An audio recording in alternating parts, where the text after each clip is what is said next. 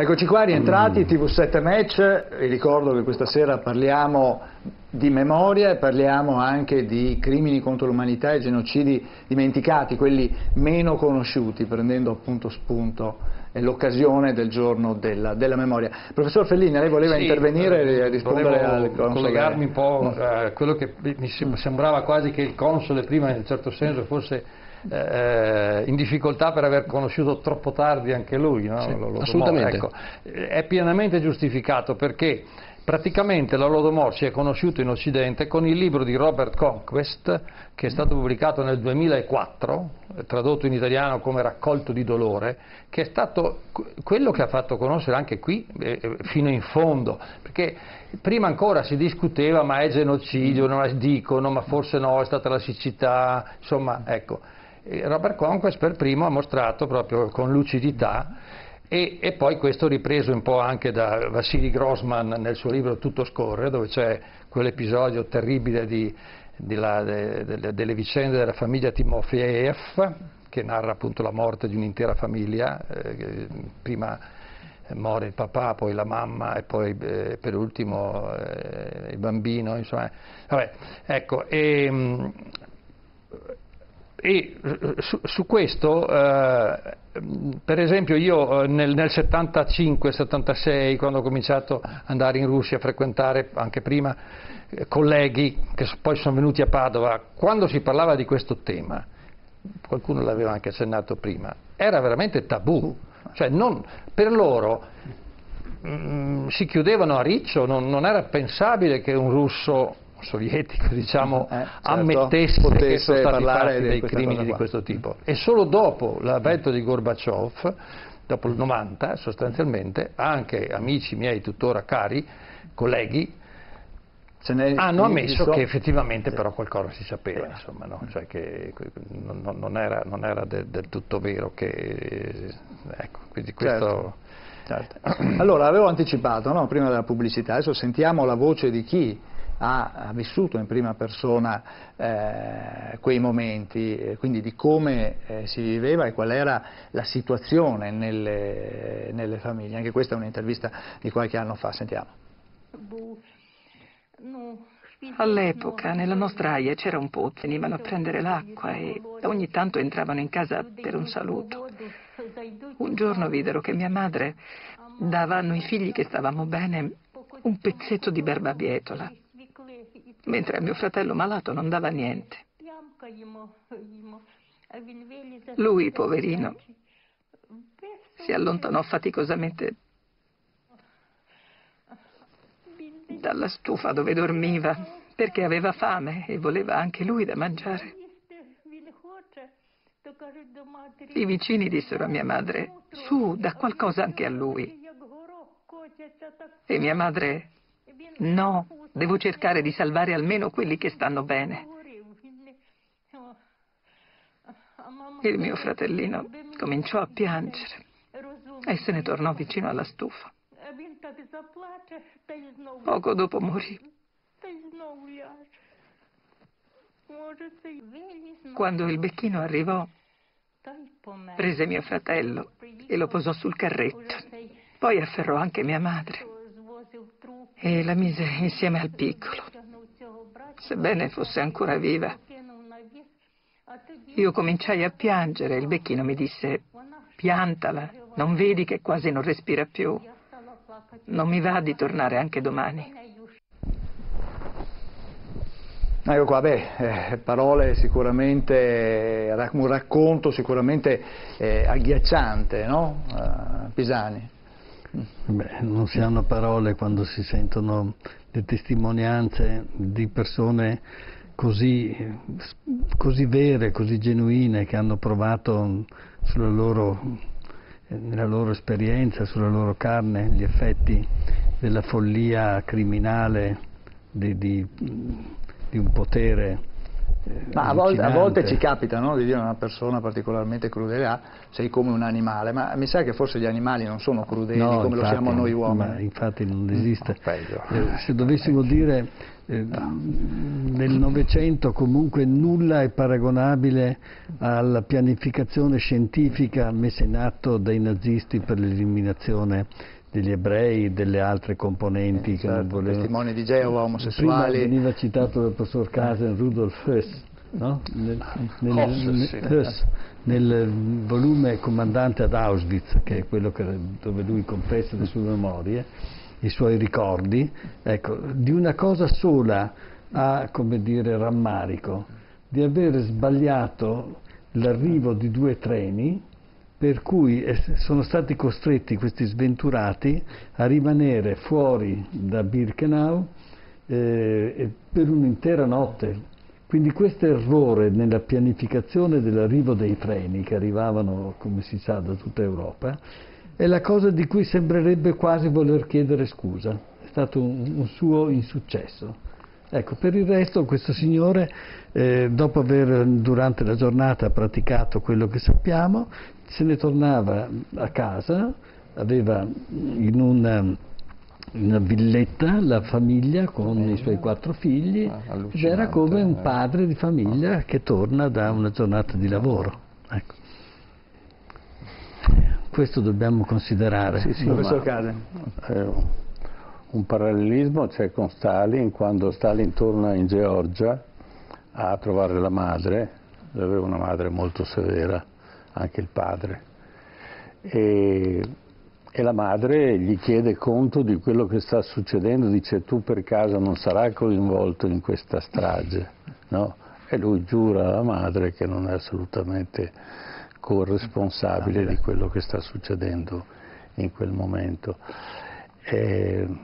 Questa, diciamo, ma l'altra cosa è che il silenzio totale da parte di troppi storici, anche di sinistra, ma la domanda che spesso emerge e che io non mi sono fatto una convinzione, ma vorrei sapere da voi, avere da voi una risposta: che differenza c'è tra le stragi del mondo comunista e le stragi del mondo razzista? È soltanto una questione tecnica oppure c'è? Perché spesso, l'ho sentito in Rai questa discussione, ma il comunismo era tutta un'altra cosa, sì c'è stata, però non era così importante, non era così... Noi ricordiamo bene come il 23 agosto del 39, quando vengono fatti i patti famosi Ribbentrop-Molotov, no, di non belligeranza, ci sono gli accordi segreti dove si spartiscono la Polonia e i paesi baltici, no? Ebbene, io ho a casa un volume sulla storia del comunismo, dove, scritto da un grande professore italiano di cui non ricordo in questo momento volutamente il nome, dove si dice che questi accordi erano obbligatori per Stalin perché aveva capito che la macchina militare tedesca era troppo avanti per lui, quindi lui doveva prendere il tempo necessario per investire nell'industria bellica e poter affrontare. Quindi quando degli storici scrivono delle volgarità come questa, dovrebbero essere comunque, io credo, cacciati dai loro rispettivi atenei. Perché è proprio faziosità. Non so se ho risposto a quella che lei poneva con la domanda. Non c'è nessuna differenza tra chi viene sterminato in nome di un'ideologia o in nome di un'altra, no? Se dovessimo ragionare così, Fellini, vuole rispondere anche lei? Sì, io non me la sento, ecco, di entrare nel merito. Per me, diciamo che mi associo a quello che è stato definito mi pare da Raphael Lemkin nel 1944, questa definizione di genocidio, no? Come distruzione di gruppi omogenei di individui, che poi è stata in parte ripresa nella risoluzione delle Nazioni Unite 260 del 1948.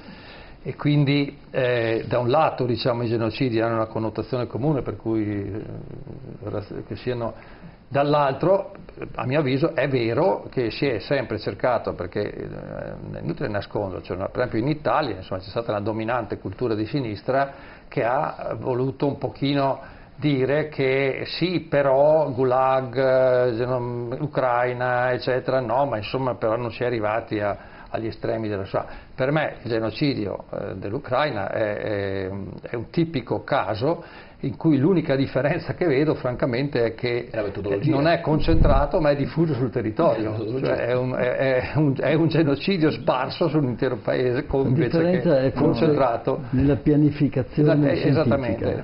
Questo sì. Va anche detto però, a onor del vero, secondo me, che c'è qualche figura come Mykola Skripnik, cui non so se vi sia nota, diciamo, bolscevico della prima ora, fedelissimo di Lenin, fedelissimo di Stalin, mandato da Stalin in Ucraina nel 1931, prima ancora, scusate, mandato verso il 28-29, al piano quinquennale, sì, all'epoca del piano quinquennale. Lui capisce che il contadino ucraino soffre una situazione anche di discriminazione e di ignoranza. È lui che fonda 2000 scuole nuove in Ucraina, è lui che crea la prima grammatica ucraina, in un momento in cui la lingua ucraina era proibita. Per cui una figura straordinaria, secondo me, pur essendo un bolscevico, però quando si accorge di quello che sta succedendo con l'Holodomor, è forse l'unico che va a Mosca e al Soviet Supremo denuncia questo. Il Soviet Supremo dicono che ha fatto poi un'autocritica, in realtà credo che sia stata un'autocritica piuttosto obbligata, e infatti mentre attendeva la sentenza di condanna, dopo aver fatto l'autocritica, è uscito e si è suicidato, si è sparato un colpo nel 1933. Si diceva che lo hanno suicidato. Lo hanno suicidato. Sì. Correttamente. Funzionava così. Consigliere Toson, vuole aggiungere qualcosa? Anche lei alla domanda? Sono perfettamente d'accordo, funzionava così in quell'epoca, dove praticamente qualsiasi persona che potesse aspirare o comunque potesse portare alla luce certi tipi di fatti veniva comunque allontanata, portata su un territorio diverso, come le grandi deportazioni di intere popolazioni che vengono spostate completamente da un territorio all'altro, proprio per dare non continuità sul territorio, per poter continuare a poter protestare. Sicuramente questa persona che così si è suicidata,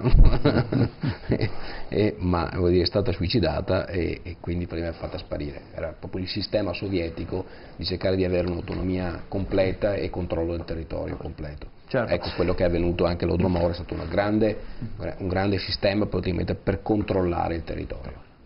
Certo, un sistema che ha portato anche a casi estremi come appunto casi di cannibalismo, e lo sentiamo in questa testimonianza. Visto che l'unica salvezza rimasta è la fuga, la popolazione viene tenuta prigioniera nei propri villaggi. Stalin fa sbarrare le strade e sospende i collegamenti ferroviari. Milioni di ucraini si trovano in trappola. Nel 1933, dopo un anno di fame, la vita è ormai insopportabile. Un mio compagno di scuola smise di venire alle lezioni. Dopo qualche giorno il maestro ci disse di andare a trovarlo per vedere cos'era successo. Così facemmo. Eravamo quasi arrivati a casa sua quando i vicini ci dissero che avremmo fatto meglio a stare alla larga. Era successa una cosa terribile. I genitori erano impazziti per la fame e avevano ammazzato il nostro compagno. L'avevano fatto a pezzi, messo in pentola e se l'erano mangiato. Mentre in Ucraina 5 milioni di persone muoiono di fame, Stalin esporta 5 milioni di tonnellate di cereali. Ecco, torniamo appunto a un fatto di cui abbiamo parlato anche prima. Fellini, ecco, forse non abbiamo parlato di quella che è stata come dire, il sistema, poi, perché come abbiamo sentito nel servizio adesso, cioè I contadini erano bloccati, non potevano muoversi, non potevano fare nulla, questa neanche è stata scambiarsi. una delle strategie messe in atto da Stalin, forse anche per evitare che questa notizia, questa gente che disperatamente cercava di andare fuori dall'Ucraina per cercare qualche aiuto, propalasse anche visivamente, perché non occorreva che parlassero la situazione com'era, probabilmente. Ecco, va detto che il sistema, comunque, secondo me, è iniziato ancora prima del periodo 32-33, quando con la collettivizzazione forzata c'è stata fatta quella deportazione in massa in Siberia dei primi kulaki, e anche quella sarebbe un capitolo poi da esplorare, perché questi poveri contadini venivano caricati su carri bestiame, scaricati in Siberia, neve se c'era neve o comunque lì, no, e abbandonati a se stessi, per cui moltissimi sono morti poco dopo, insomma, non sapevano dove andare, cosa fare e così via. Ecco, questo fatto ha sconvolto completamente un'organizzazione che, pur con una tecnologia rudimentale di coltivazione della terra, eccetera, però teneva perché c'era la famiglia unita che lavorava, c'era il riferimento del Pope ortodosso, che in qualche modo era un riferimento anche culturale lì. E quindi questo scardinamento è nato ancora prima, insomma, dell'Holodomor. Quello che a me pare comunque tempo perso è, perché tuttora vedo nelle pubblicazioni che si fanno anche pubblicazioni illustri di specialisti bravi. A Trento, per esempio, ci sono alcuni grossi professori che si occupano di queste tematiche, però si discute molto sul fatto se in sostanza sia una cosa pianificata da Stalin oppure sia una conseguenza del fatto che Stalin, come diceva il professore prima, voleva fare una politica di industrializzazione e quindi doveva assorbire risorse. Secondo me è una discussione oziosa, perché alla fine il risultato comunque è quello che noi abbiamo visto, insomma, e quindi va condannato come tale, insomma. Certo. Sostanzialmente si sono presi due piccioni con una fava. Cioè, da una parte c'è la necessità di esportare grano e fare valuta per poter industrializzare la Russia, e dall'altra parte c'era la necessità di eliminare una classe che era chiaramente in contrasto con quello che era l'idea diciamo comunista di Stalin, di creare uno Stato sovietico, che poi abbiamo visto quello che è stato. Quindi Stalin era un opportunista, Stalin era uno che aveva poche idee ma molto chiare, così come ce l'aveva il suo avversario e compagno di percorso, che era Hitler. Quindi non dobbiamo io credo che a volte siamo indotti a pensare che queste grandi cose poi in qualche maniera comunque diano dignità alla persona. Sono persone mediocri che in un momento di crisi storica, perché è il crollo dei grandi imperi e la gente è completamente disorientata e non sa quale soluzione prendere, perché per 1000 anni prima sono stati assoggettati a degli imperatori piuttosto che a dei sovrani, e quindi questo sbilanciamento, questa mancanza di una cultura di che cosa sarà il domani, lascia spazio ai grandi dittatori che poi combinano quello che abbiamo visto. Mao Zedong copia e incolla esattamente quello che ha fatto Stalin, ma lo moltiplica e lo esalta almeno 3-4 volte. Tecnologicamente più avanzato. Sì, certo senso. Tecnologicamente più avanzato, ma a disposizione molti più milioni di uomini, no? Quindi, sì, ma percentuale, chiaro.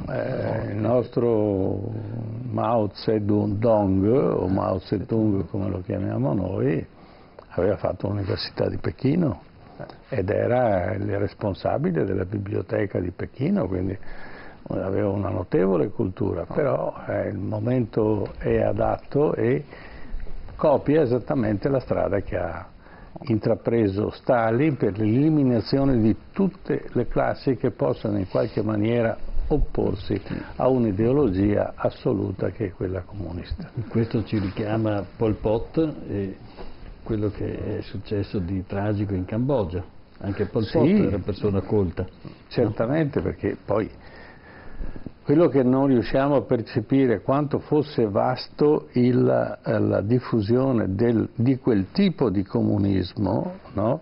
A quell'epoca e poi successivamente, quindi la Corea, quindi il Vietnam, quindi tutti quei paesi, la Cambogia, eccetera, che danno spazio a delle persone incapaci, capaci solo di uccidere e attraverso il sacrificio degli altri ottenere i pieni poteri che poi nell'arco di qualche decennio svaniscono e praticamente hanno creato delle tragedie senza che la popolazione poi alla fine ne abbia un beneficio, anzi ne ha un maleficio, perché la Germania di Hitler, quando è crollato il sistema, era una tragedia.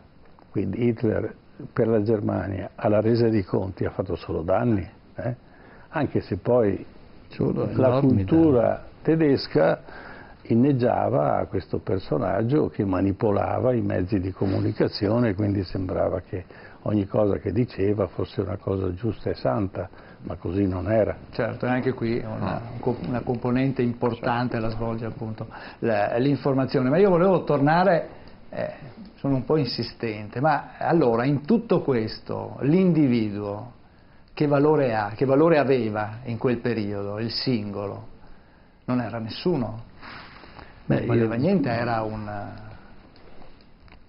Penso che l'individuo come capacità di reazione in nome della propria della coscienza rispetto al male che vede è ancora un valore importante da tenere presente, perché altrimenti non parleremo dei giusti. L'individuo visto nell'ottica del potere che persegue i suoi obiettivi non conta nulla, se non contano nemmeno le grandi masse di popolazione, non contano nulla.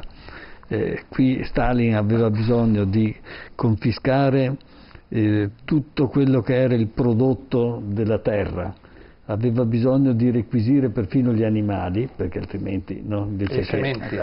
Le sementi, la cosa più grave è stata poi quella. Sì, certo, però quanti buoi, quante mucche, quante c'erano in Ucraina in quel periodo? No, sicuramente almeno uno per famiglia c'era, quindi se ti porto via anche il bestiame, quello requisivano. A quel punto lì uno non ha più né il latte né la carne, non ha più nulla per nutrirsi. Allora, quando viene creato, lo dico perché prima è stato accennato ma poi di sfuggita, la parola genocidio da Lomkin nel 1944 era una parola che non esisteva e mette insieme una radice greca, genos, che vuol dire appunto popolo, stirpe o anche addirittura semplicemente classe sociale, e la radice del verbo caedere, quella che ci dà omicidio, no? Quindi uccisione di un popolo, di un'etnia, ma non di un etnocidio, un genocidio, di un genos, quindi può essere adattata anche, voglio dire, ai desaparecidos argentini, anche quello è un genocidio, io lo considero tale, e lì abbiamo dei giusti. Nell'Holodomor non abbiamo giusti, non ho notizia, se voi me la darete o se gli storici approfondendo potranno darla, allora in uno dei leggi che abbiamo lasciato scoperto al Giardino dei Giusti del Mondo di Padova metteremo genocidio ucraino e metteremo il nome per esempio di un russo che abbia potuto fare qualcosa per qualcuno. Posso dare un suggerimento? Prego, anzi. Esattamente quello che è stato suicidato, che, per esempio. Ecco, quello infatti, forse era l'unico essendo che... un bolscevico da prima ora, però insomma, Lorenzo va benissimo, la cosa. A noi non Potrebbe interessa essere... chi fosse prima, Sì. ma che cosa ha fatto nel momento in cui l'ha fatto. Si è reso conto col suicidio, insomma. Sì, poi, quanto a questa cosa dell'individuo, poi mi viene in mente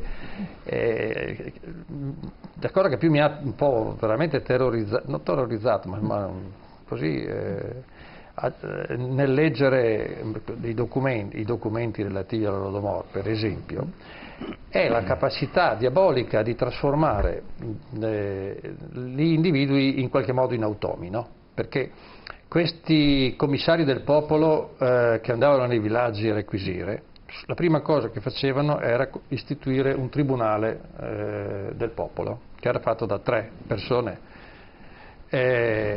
sulla piazza, senza tante formalità, eccetera.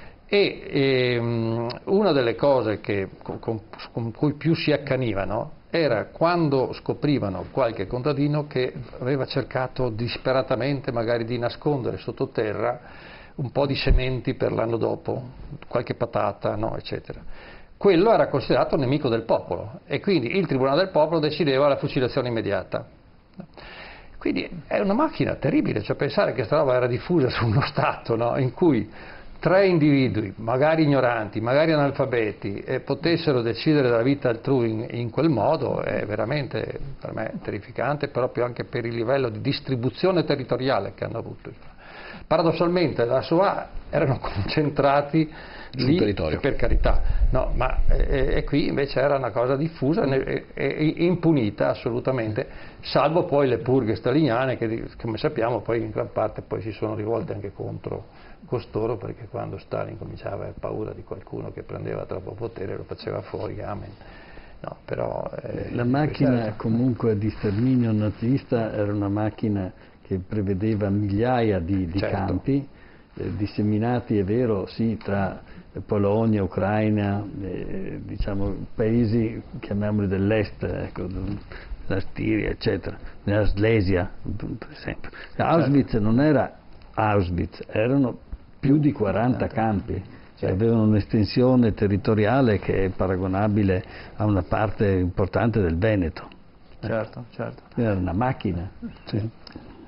Poi Console Toson, oggi l'Holodomor anche in Ucraina è una realtà di cui si parla, c'è coscienza di questo? Ormai sì. Sì, c'è coscienza, è stato riconosciuto negli anni dalla Comunità Europea, dall'Unione Europea, dagli anni '80 che praticamente si comincia a parlarne, si comincia a non più aver paura di dover parlare dell'Holodomor. È stata una grande conquista e sempre di più si sta cercando di diffondere questo messaggio che è esistita, è successa questa, che non si possa più ripetere, perché non ci possa più essere casi del genere che possano portare a questo predominio, a queste situazioni del genere. Certamente saranno fatti in maniera diversa, però comunque è una testimonianza storica che deve rimanere come pilastro.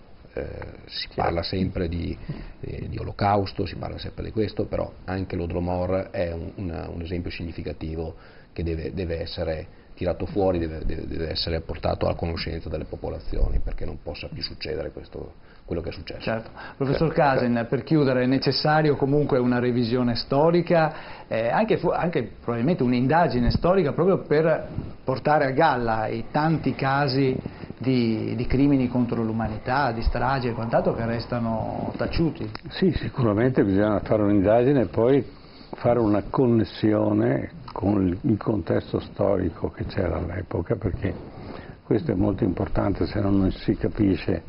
La strage fine a se stessa non ha nessun senso. C'era un senso economico, come lo è stato nella Shoah, e c'era un senso di eliminazione di una popolazione, c'è un senso di eliminare un avversario e quindi tutti gli effetti che poi sono sfociati in questa carneficina organizzata da Stalin e che non possono essere dimenticati. Ecco, bisognerebbe proprio fare una giornata di tutte queste cose, ma soprattutto non aver paura di raccontarlo ai giovani a scuola, perché se non lo si racconta adesso difficilmente poi si ha il tempo per farlo. C'è un rischio, si porge il fianco al rischio che possano ripetersi? Ma no, per emulazione dice. Si stanno già ripetendo in varie parti del mondo. Pensate, in questo momento la Turchia sta massacrando i curdi. Sì. È la stessa cosa, vanno con i carri armati, va bene, e lo non si fanno... sa, a differenza sì, ma no, lo strano è che stiamo vivendo la stessa situazione, non solo dei curdi, ma dei siriani, ma degli iracheni, eccetera, la stiamo vivendo tale e quale e non ce ne accorgiamo. Ma perché? Perché nell'informazione non si sottolinea sufficientemente e non si paragona sufficientemente i fatti storici con i fatti dell'attualità. Certo, allora ci fermiamo qua. Grazie al professor Giuliano Pisani, grazie di essere stato con noi, grazie al console onorario dell'Ucraina Marco Toson, grazie al professor Lorenzo Fellini, grazie a voi di essere stati con noi. Adesso andiamo in pubblicità, ma torniamo subito e parliamo dell'altra follia del secolo scorso, ma che stiamo vivendo anche adesso, cioè quella della proliferazione delle armi nucleari, quindi la corsa agli armamenti. A tra poco, dopo la pubblicità.